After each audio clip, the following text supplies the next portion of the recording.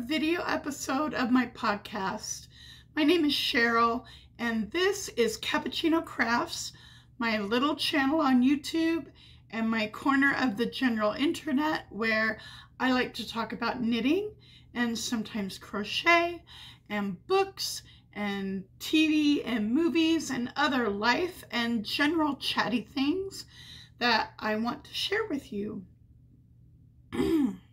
Goodness, my voice is sounding a little froggy. Not sure why. I'm gonna drink some water.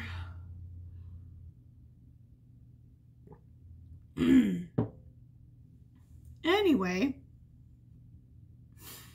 how are you? I hope that you are well. And today is Monday, March 15th, and yesterday was a special day, March 14th, or 3/14, which is Pi Day, 3.14, and so yeah, that's a fun geeky holiday that I like to get behind. Even though math isn't one of my big strong suits, but I do appreciate it, and I love a great geeky holiday. So how did I celebrate Pi Day?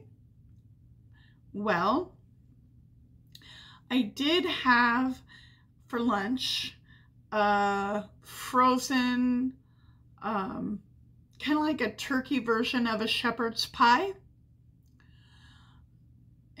Unfortunately, the little container that I baked it in was square, so it was not a circle shepherd's pie, but it still tasted great, and I love the name shepherd's pie. It has the name pie in it, so I counted that as a pie to eat. And then I also cast on a new project. Yay! I've been needing to cast on a new project since I finished my socks, and also I have officially put my sweater on hold until I can figure out more yarn. So yeah, I cast on in a circle, although with the needles, these needle parts are straight, so it doesn't look like a circle, but it is a circle. It is a circle that is going to go around my neck. It is a smallish cowl. The pattern is called Holly, and I forget the name of, oh, let me look at my notes. That's why I make notes, isn't it? Yeah. Nancy Ritchie is the designer of this cowl, and it came in a kit like 3-4 weeks ago. A little surprise package came in the mail, and it was part of that Get Out the Vote kit, that election themed kit that I got from Lady Dye Yarns. And a part of that purchase was actually a second mini kit. So it was, the main kit was the shawl, but then a part of that deal was also later a mini kit with this is less than 100 grams of yarn. I didn't weigh it, but I'm guessing it's 75 grams-ish. So it's like 3/4 of a full 100-gram skein. And it was made for this pattern. lady dye yarns dyed the yarn to go with the pattern, and I also came with a couple of little extras. I took a photo, and the photo will be in this video. It came with a little pocket Constitution, a US Constitution, and a really pretty big pin, and paper with the pattern. So it wasn't a downloadable pattern this time. It was a pattern printed out already for me on the paper, and a little bit of a tea sampler. I already put the tea sampler with my other teas. So, and I haven't tried it yet. It's still on my tea tray with all the other teas. But yeah, this is going to be, it's not going to be a big loopy loose cowl. It's going to be one of those like snugger, like warm to your neck cowls that like fits nicely under like a coat, or it just adds a little extra neck warmth. So obviously I'm on the ribbing right now. I have a couple more rows of ribbing, and then I'm going to start. There's a lacy pattern. I will start that soon after I change.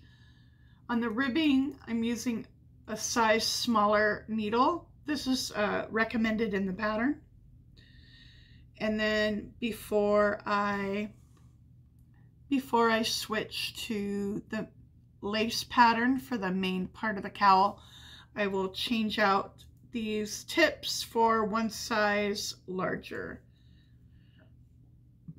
to do the lace. And I think this yarn is really pretty. And after like pretty much a week, because I started this last night, I cast on yesterday on Pi Day, and the whole week my sweater was on hold. I didn't knit a stitch for pretty much a week. That's unusual for me. And so getting my hands on the needles again and doing some stitches felt really, really good last night. And I did some rows this morning. And yeah. So that is all the crafting. This is going to be a pretty quick little project. It's just going to buy me time to decide on a bigger project that I can sink my teeth into and work on for a while. I may also need to break out my scrap blanket, because I haven't gotten my scrap blanket out this year yet. And I'm not sure why, but I can also just work on some scraps in that blanket to keep me crafting too, while I evaluate what I really, really, really want to work on for a longer project. So I hope your crafting is going well. I wonder what you're working on. Please feel free to comment below the video to let me know what your creative projects are and how they're going. I'd love to chat with you about them. And yeah, so let's move on to books, because reading has been going really well. I finished 2 books. I finished the Mind Warper special. That was NetGalley advanced reader copy. A digital book in advance, and I finished that and put my review up, and I enjoyed it. It is a very unusual book. You know, it's got that absurd side to it, and it is fast paced. It's like boom, kind of all over the place here and there, and things are happening all the time. So yeah, it's a wild ride. And it felt kind of like a wild roller coaster ride through Wonderland. It really felt like I had fallen into the rabbit hole and was on a crazy ride.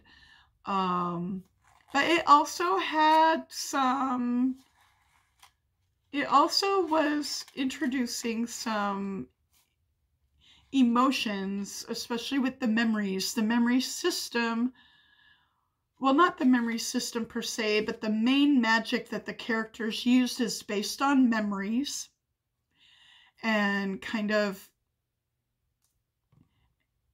entering into and reliving your own memories, other people's memories, memories of ancestors.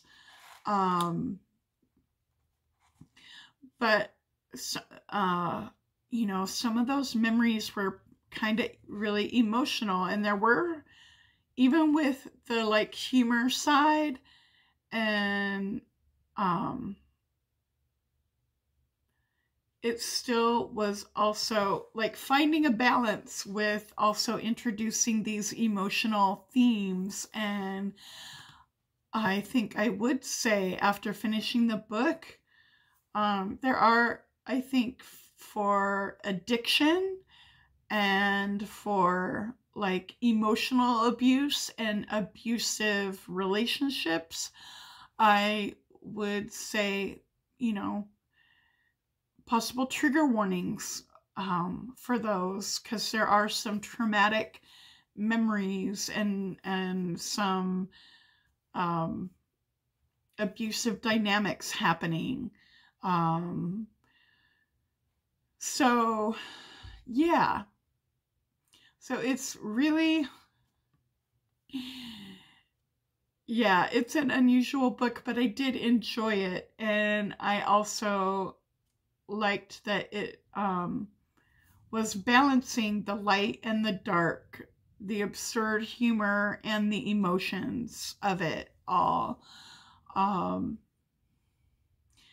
And just when it felt like it was getting a little too dark and too real, a little bit of absurdity, and it would like transition and like, you know, kind of bring you out of it before it got like too intense. I did feel like the author handled the changing tones and the balancing of tone pretty well. Yeah, that's how I felt about the book. And I also finished Visions of Heat by Nalini Singh, which is the second book in the Side Changeling series, and I liked it. I didn't like it as much as the first one, but it expanded more of the world, and it did things in the politics got more developed too, and setting some things up for, you know, the upcoming books in the longer story arc of the world. And then, you know, there was the couple, the main couple of this novel, and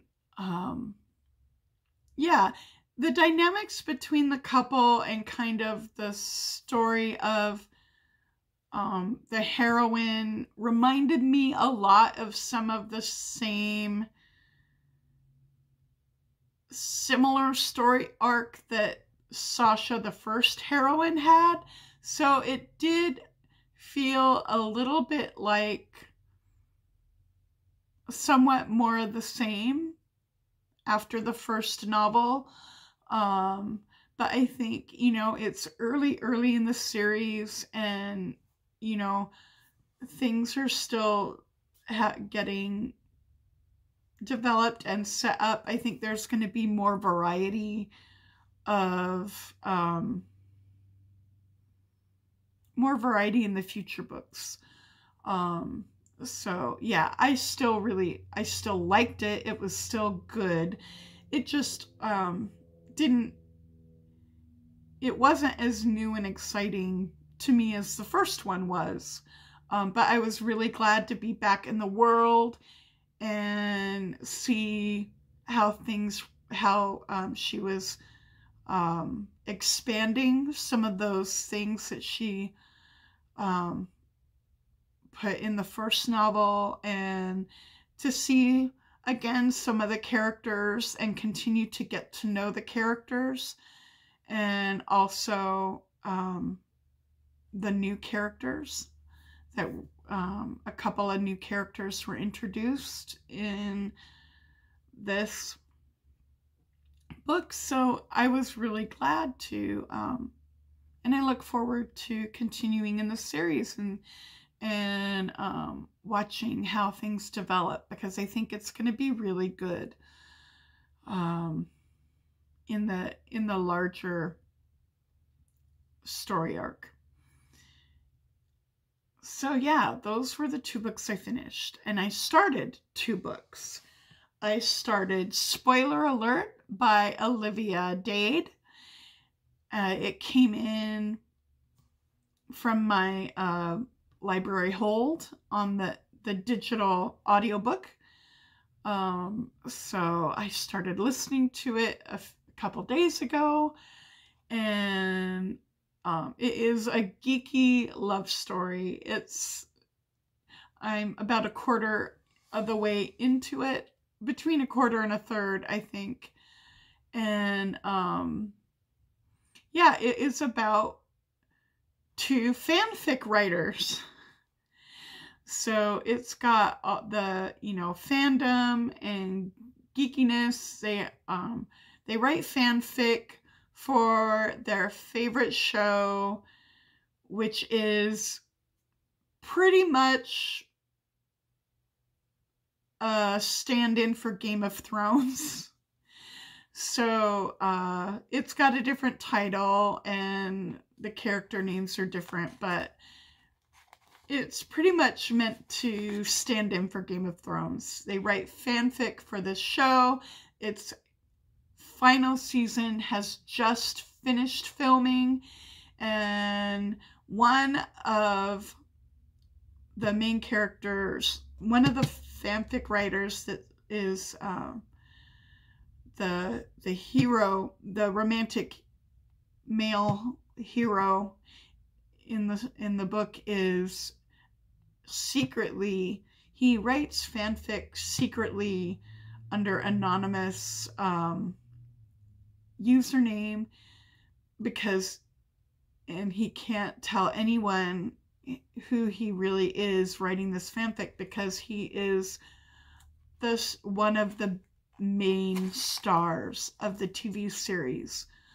And he is so unhappy with what the scriptwriters are writing and how the series is ending, that he has to write these fanfics to be, you know, what he really wanted the show to be. And he ends up through social media, he ends up actually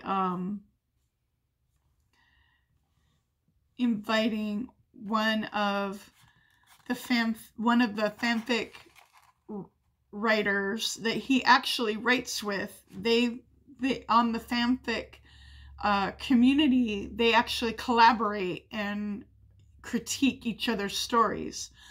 But she doesn't she doesn't post any pictures or let out her real name either, because she doesn't want people to know people at her work to know that she writes fanfic. So, but she decides, she gets a new job and she's like, you know what, I'm gonna just be out in the open. She posts a picture and she is a plus size woman. So it's got a plus size heroine, which I love. And so far, I think the plus size rep in this book is really good. And then she gets like horrible comments on her cosplay photo. And the actor just is insulted by that. And he really doesn't like to see his fans going after her at all. Because it's his fans that are like being really nasty. And so he's like, says, you know what? I'm inviting you on a date. The fans are out of line. They should stop attacking you. And I think they're being horrible.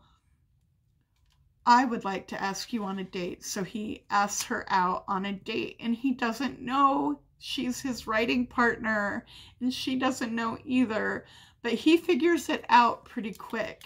So pretty soon he does know, but he doesn't know how to tell her who he really is, because it's very, very awkward anyway. So that's a setup. And yeah, it's really cute and nerdy and sweet and lovely. And yeah, I am really happy with it so far. And I also started another NetGalley arc. I know, what is with me? I'm trying to get my NetGalley percentage up higher because I made a couple mistakes early on, and one book I couldn't download, and then the other one I just got so busy I never read it, and then it expired, and it counts against you when you don't review. So I'm trying to get my NetGalley percentage up. So that if there is a book that sounds really amazing, I can have a better chance of getting approved if I ask for approval. Mostly, I'm just trying to stick with the read now or listen now, that you don't need, they've been pre-approved for like anybody. So you don't need to, you can just, it gets instantly approved. Anyway, but there was one that I, anyway, so this was one of those read now, and I'm trying to get my percentage up. That was what all that babble was to say. I don't know why I had to make that so long. But it's got 2 titles because I found it on Goodreads with a different title. It's called Pineapple Kisses in Iqaluit. I'm not 100% sure if I pronounced that name correctly. It's the name of a city in the Arctic North in Canada. So that's kind of what appealed to me. It's like, this is kind of like women's fiction / possibly literary style fiction. Set in Arctic Canada with a teacher who goes up to teach for a year in this school in the far north because they have trouble recruiting teachers. So to help fill in some of those gaps, they do have teachers travel and come in on 1-year contracts. So she's got some things from her past that she's just trying to semi-escape from or just forget about. She wants to, a little something new and a change of scenery. So she goes up to the Arctic to teach in this school for a year, and then it is about her being up there and being like a fish out of water in the community, in the city. Iqaluit is the name of the city where the school is, and the author is also bringing in lots of history about Arctic exploration and the community and the interactions between the Inuit, who are the indigenous people there, and the white European Canadians, and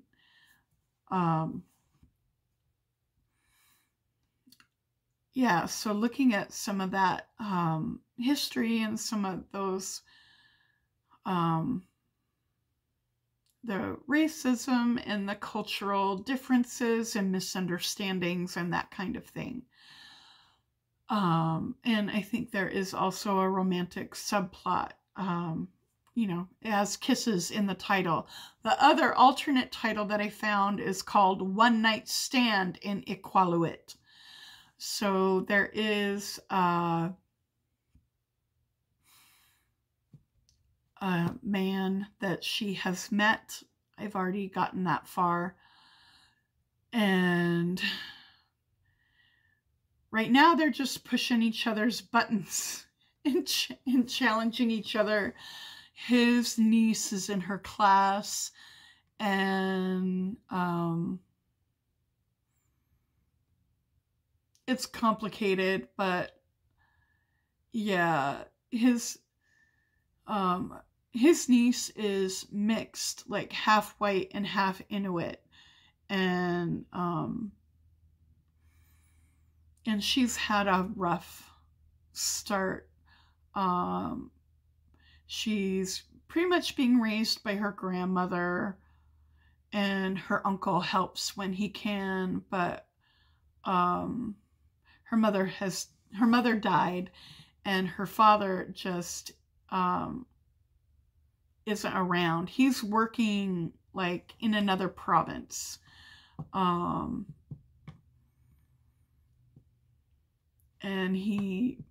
I'm not sure how reliable he is. Anyway, so there's a lot, and it's funny because, in the alternate title it says One Night Stand, which, okay, but also like this, they're about to enter into the Arctic night, which is pretty much a, like, I don't know, 5 or 6 month long darkness. At least like 4, I think. I'm not sure how long that the Arctic night lasts, but so it may be one night stand, but maybe it's a super, super long Arctic night. We'll find out. I don't expect this to be like a genre romance with a guaranteed like happily ever after or happy for now. So we'll see what kind of twists and turns their relationship takes. But yeah, so far I'm into it. The Arctic history parts are really interesting, and getting to see some of the cultural landscape up there in the Arctic North.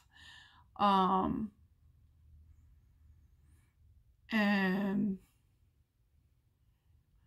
yeah, and that Arctic atmosphere. I don't know why, but the Arctic just seems like a really interesting environment. And yeah, so enjoying that atmosphere. Um, but I think this could get a little thorny with grappling with some of the issues that I think the author is wanting to talk about.